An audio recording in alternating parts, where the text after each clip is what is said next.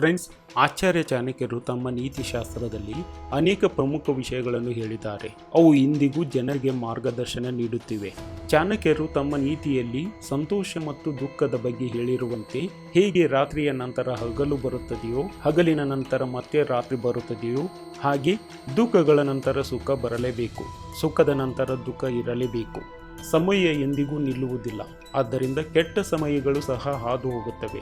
ಆದರೆ ಕೆಟ್ಟ ಸಮಯಗಳು ಬರುವ ಮೊದಲು ನಮಗೆ ಕೆಲವೊಂದು ಸೂಚನೆಗಳು ಕಾಣಿಸಿಕೊಳ್ಳುತ್ತವೆ. ಅವುಗಳನ್ನು ಗುರುತಿಸುವ ಮೂಲಕ ಜಾಗರೂಕರಾಗಬೇಕು. ಹಾಗಾದರೆ ಆಚಾರ್ಯ ಚಾಣಕ್ಯರು ತಮ್ಮ ನೀತಿಶಾಸ್ತ್ರದಲ್ಲಿ ಹೇಳಿರುವ ಈ 5 ಕುರುಹುಗಳು ದುರದೃಷ್ಟ ಎದುರಾಗುವ ಮುನ್ನ ಮನೆಯಲ್ಲಿ ಕಾಣಿಸಿಕೊಳ್ಳುತ್ತದಂತೆ. ಹಾಗಾದರೆ ಅವುಗಳು ಯಾವುವು ಎಂಬುದನ್ನು ಈ ವಿಡಿಯೋದಲ್ಲಿ ನೋಡೋಣ. ಫ್ರೆಂಡ್ಸ್, ಮನೆಯಲ್ಲಿ ಮನಸ್ತಾಪ, ಜಗಳಗಳು ಇದ್ದಕ್ಕಿದ್ದಂತೆ ಹೆಚ್ಚಾಗಲು ಪ್ರಾರಂಭಿಸಿದರೆ ಅದನ್ನು ಅಶುಭ ಸಂಕೇತವೆಂದು ಪರಿಗಣಿಸಲಾಗುತ್ತದೆ. ಆಚಾರ್ಯ ಚಾಣಕ್ಯರ ಪ್ರಕಾರ ಕುಟುಂಬವು ಯಾವುದೋ ಒಂದು ಕೆಟ್ಟ ಕಣ್ಣಿಗೆ ಬಲಿಯಾಗಿದೆ ಎಂಬುದಾಗಿದೆ. ಇದರ ಪರಿಣಾಮ ಆರ್ಥಿಕ ಬಿಕ್ಕಟ್ಟಿನ ರೂಪದಲ್ಲಿಯೂ ಕಾಣಿಸಿಕೊಳ್ಳಬಹುದು. ಈ ಸಮಸ್ಯೆಯನ್ನು ತಪ್ಪಿಸಲು ಕುಟುಂಬ ಸದಸ್ಯರು ಪರಸ್ಪರ ತಿಳುವಳಿಕೆ ಮತ್ತು ಪ್ರೀತಿಯಿಂದ ಬದುಕಬೇಕು. ನಕಾರಾತ್ಮಕ ಆಲೋಚನೆಗಳಿಂದ ದೂರವಿರಬೇಕು ಮತ್ತು ಸಕಾರಾತ್ಮಕ ವಾತಾವರಣವನ್ನು ಕಾಪಾಡಿಕೊಳ್ಳಬೇಕು.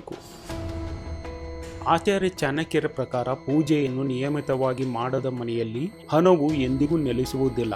ಇದರಿಂದಾಗಿ ಕುಟುಂಬದ ಸದಸ್ಯರು ಯಾವಾಗಲೂ ಹಣದ ಬಗ್ಗೆ ಚಿಂತೆ ಮಾಡುತ್ತಾರೆ. ಈ ಸಮಸ್ಯೆಯಿಂದ ಪಾರಾಗಲು ಮನೆಯಲ್ಲಿ ನಿತ್ಯ ಪೂಜೆ ಮಾಡಿ ದೇವರ ಧ್ಯಾನ ಮಾಡಬೇಕು. ಇದರಿಂದ ಸಂಪತ್ತು ವೃದ್ಧಿಯಾಗುವುದಲ್ಲದೆ ಮಾನಸಿಕ ನೆಮ್ಮದಿಯೂ ದೊರೆಯುತ್ತದೆ. ಹಿರಿಯರನ್ನು ಗೌರವಿಸದ ಮನೆಯಲ್ಲಿ ಸಂಪತ್ತಿನ ಅಧಿದೇವತೆಯಾದ ಲಕ್ಷ್ಮೀ ದೇವಿಯನ್ನು ನೆಲೆಸುವುದಿಲ್ಲ ಎಂದು ಚಾಣಕ್ಯರು ಹೇಳಿದ್ದಾರೆ.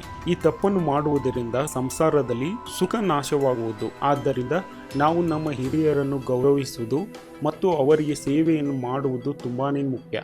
ಇದು ಮನೆಯ ವಾತಾವರಣವನ್ನು ಧನಾತ್ಮಕವಾಗಿ ಇಡುವಲ್ಲಿ ಲಕ್ಷ್ಮೀ ದೇವಿಯ ಆಶೀರ್ವಾದವನ್ನು ಇರುವಂತೆ ಮಾಡುತ್ತದೆ. ಚಾಣಕ್ಯರ ಪ್ರಕಾರ ಮನೆಯಲ್ಲಿ ಪದೇ ಪದೇ ಗಾಜು ಒಡೆಯುತ್ತಿದ್ದರೆ ಅದನ್ನು ನಿರ್ಲಕ್ಷಿಸಬೇಡಿ. ಇದರರ್ಥ ಮುಂದೊಂದು ದಿನ ನೀವು ಹಣಕಾಸಿನ ನಷ್ಟವನ್ನು ಅನುಭವಿಸಬೇಕಾಗಬಹುದು ಮತ್ತು ವಿವಿಧ ಸಮಸ್ಯೆಗಳು ಸುತ್ತುವರಿಯಲೂಬಹುದು. ಇದಕ್ಕೆ ಪರಿಹಾರವೆಂದರೆ ಒಡೆದ ಗಾಜನ್ನು ತಕ್ಷಣ ತೆಗೆದು ಮನೆಯಲ್ಲಿ ಸ್ವಚ್ಛತೆ ಕಾಪಾಡುವುದು. ಇದಲ್ಲದೆ ಮನೆಯಲ್ಲಿ ಧನಾತ್ಮಕ ಶಕ್ತಿಯನ್ನು ಕಾಪಾಡಿಕೊಳ್ಳಲು ನಿಯಮಿತವಾಗಿ ಹವನ ಮತ್ತು ಇತರ ಧಾರ್ಮಿಕ ಚಟುವಟಿಕೆಗಳನ್ನು ಮಾಡುವುದಾಗಿದೆ.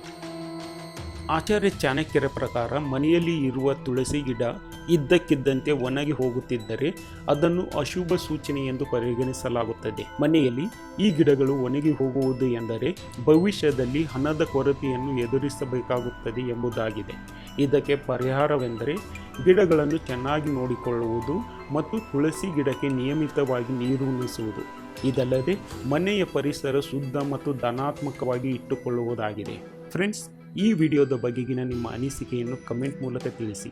ಮುಂದಿನ ವಿಡಿಯೋದಲ್ಲಿ ಇನ್ನೊಂದು ಇಂಟ್ರೆಸ್ಟಿಂಗ್ ವಿಷಯದೊಂದಿಗೆ ಬರುತ್ತೇನೆ. ಅಲ್ಲಿಯವರೆಗೂ ನಮಸ್ಕಾರ. ವಂದೇ ಮಾತರಂ.